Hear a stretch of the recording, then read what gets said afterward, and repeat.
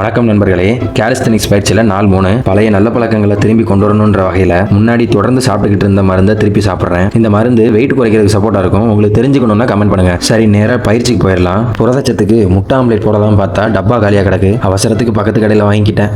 Omelette மாதிரி போட்டு role பண்ணி சாப்பிட்டுட்டேன். கிரியேட்டினையும் கருப்பு காப்பியும் போட்டுட்டு வகுப்புக்கு போனால் வகுப்பு ஆல்ரெடி நடந்துட்டு இருந்துச்சு. நான் தான் லேட்டு, எடிட்டிங்கில் கொஞ்சம் பிஸி ஆகிட்டேன். என்னடா கம்பு வச்சிருக்கான், கிளாஸில் ஒழுங்காக பண்ணலன்னு அடிப்பானோ அப்படின்லாம் நினச்சிடாதீங்க. அது வெறும் ஷோக்கு மட்டும்தான். அதை பார்த்தா தான் சொல்கிறத செய்வாங்க. முடிச்ச கையோட நம்ம பயிற்சியை ஸ்டார்ட் பண்ணியாச்சு.